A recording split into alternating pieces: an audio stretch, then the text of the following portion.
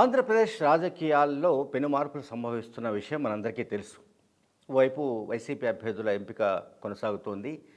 గెలిపే ప్రామాణికంగా సామాజిక సమీకరణల నేపథ్యంలో అభ్యర్థుల ఎంపిక చాలా జోరుగా సాగుతోంది. ఈ నేపథ్యంలో హైదరాబాద్కు సంబంధించిన రాజనీతి స్ట్రాటజీస్ అనే సంస్థ ఒక సర్వే నిర్వహించింది. ఆంధ్రప్రదేశ్లోని మొత్తం 25 పార్లమెంటు సెగ్మెంట్లలో ప్రతి పార్లమెంటు సెగ్మెంట్లలో 2 అసెంబ్లీ నియోజకవర్గాల చొప్పున వాళ్ళు సర్వే చేశారు. ఆ సంస్థ సర్వే చేసింది రాజనీతి స్ట్రాటజీస్. ఈ సంస్థ సర్వేలో తేలింది ఏంటంటే, సంక్షేమ కార్యక్రమాలు ఏవైతే జగన్మోహన్ రెడ్డి గారి ప్రభుత్వం అమలు చేస్తోందో ఆ కార్యక్రమాల ద్వారా లబ్ధి పొందుతున్న వాళ్లలో 65% పైగా జగన్మోహన్ రెడ్డి గారి వైపు ఉన్నారు. 65% పైగా సంక్షేమ పథకాల లబ్ధిదారులు జగన్మోహన్ రెడ్డి గారి వైపు ఉన్నట్టుగా ఈ సంస్థ సర్వేలో తేలింది. ఇంకొక అంశం ఏంటంటే, ఓవరాల్గా అంటే ఓట్ షేర్ ఎంత ఉంటుందని జనరల్గా ఏ సర్వే సంస్థ అన్నా చెప్తుంది, అంటే సర్వే తర్వాత.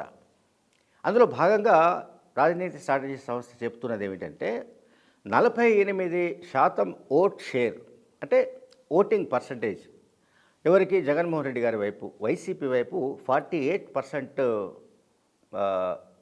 వ్యక్తులు అంటే ఓటర్లు సానుకూలంగా ఉన్నట్టు ఈ సర్వేలో తేలింది. ఇక తెలుగుదేశం పార్టీ విషయానికి వస్తే ఆ పార్టీకి 35% ఓట్ షేరు వస్తున్నట్టుగా ఆ సర్వే చెబుతోంది. ఇక జనసేన పార్టీ విషయానికి వస్తే కేవలం 7% ఇస్తోంది. మనకు 2019లో కూడా గమనిస్తే అప్పుడు కూడా ఆల్మోస్ట్ ఇన్ అండ్ అరౌండ్ 7% వరకు జనసేన పార్టీకి ఓట్ షేర్ లభించింది. సరే, ఇప్పుడు జనసేన పార్టీ చాలా క్లెయిమ్ చేసుకుంటోంది, మాకు 25% పెరిగింది, లేదంటే మా గ్రాఫ్ 30 దాకా పెరిగింది, లేదా రకరకాల లెక్కలు చెప్తున్నారు వాళ్ళు.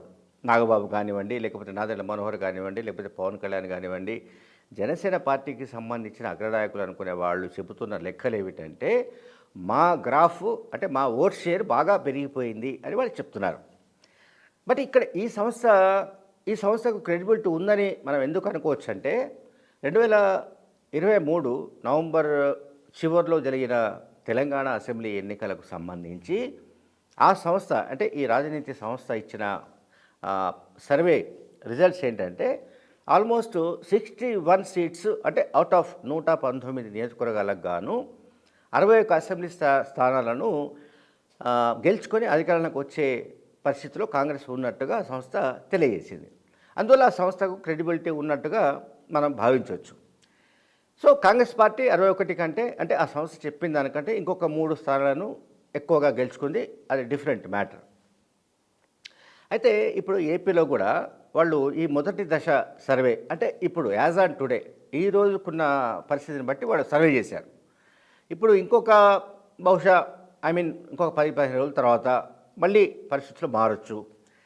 ఎందుకంటే టీడీపీ జనసేన పార్టీలకు సంబంధించిన అభ్యర్థులు ఖరారు కావాల్సి ఉంది, అలాగే కాంగ్రెస్ పార్టీ అభ్యర్థులు ఖరారు కావాల్సి ఉంది, బీజేపీ స్టాండ్ పైన ఒక క్లారిటీ ఒకటి రావాల్సి ఉంది. సో వైసీపీ అభ్యర్థుల ఖరారు ప్రక్రియ జరుగుతుంది, ముందే చెప్పాను నేను. ఈ కాంటెస్ట్లో నేను చెప్పాల్సింది ఏంటంటే, వీళ్ళు ఎన్ని చేసినా కూడా అంటే టీడీపీ, జనసేన లేదా ఇతరత్ర వైసీపీ వ్యతిరేక రాజకీయ శక్తులు ఎవరు ఎన్ని ప్రయత్నాలు చేసినా అల్టిమేట్గా ఏవైతే వెల్ఫేర్ స్కీమ్స్ పెద్ద ఎత్తున ఆంధ్రప్రదేశ్లో అమలవుతున్నాయో, సంక్షేమం అండ్ సోషల్ జస్టిస్ అంటే సంక్షేమం, సామాజిక న్యాయం, ఈ రెండు కూడా జగన్మోహన్ రెడ్డి గారికి కవచ కుండలాలుగా ఉన్న విషయాన్ని మనం మర్చిపోరాదు. ఈ రెండు ఆయనకు చాలా బలంగా సపోర్ట్గా నిలబడుతున్నట్టుగా ఎవరు సర్వే చేసినా చేయకపోయినా మనం చెప్పొచ్చు. సో సర్వే సంస్థని మనం ఎందుకు ఉటంకిస్తాము, లేకుంటే ఎందుకు ప్రస్తావిస్తామంటే, ఒక ఏజెన్సీ ఒకసారి చేసిన సర్వేలో ఈ రకంగా రిజల్ట్స్ వచ్చింది, ఈ రకంగా వాళ్ళు ఓట్స్ చేసి చెప్పారు, ఈ రకంగా ఈ పర్సంటేజ్ ఇటువైపు షిఫ్ట్ అయ్యే అవకాశం ఉంది అని మనం చెప్పడానికి ప్రయత్నిస్తాం. ఎందుకంటే మనం ఎవరికి వాళ్ళం విశ్లేషకులుగాను, ఇంకొక వ్యక్తులుగాను, సీనియర్ జర్నలిస్ట్గాను చెబితే దానికంత అథెంటిసిటీ ఉండకపోవచ్చు, దానికంత క్రెడిబిలిటీ ఉండకపోవచ్చు, దాన్ని ఎవరు నమ్మకపోవచ్చు. సరే, కమింగ్ టు రాజనీతి స్ట్రాటజీ సంస్థ.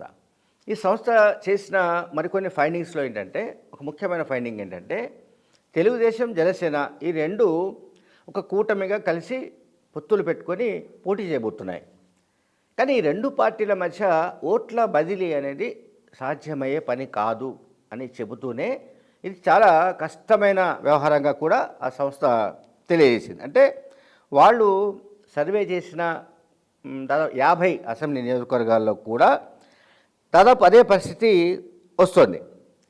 ఇది అంటే ఏ రకంగా అంటే సంక్షేమ పథకాలు, సోషల్ జస్టిస్ అనే ఏదైతే ఉందో వాటిని ఓవర్టేక్ చేసి ముందుకు వెళ్ళే పరిస్థితుల్లో వైసీపీ వ్యతిరేక శక్తులు అంటే జగన్మోహన్ రెడ్డి గారి వ్యతిరేక రాజకీయ శక్తుల దగ్గర అంత బలం లేకుంటే ఆ రకమైన వ్యూహాలు లేనట్టుగా కూడా మనకు ఆ సర్వే ద్వారా కనిపిస్తుంది.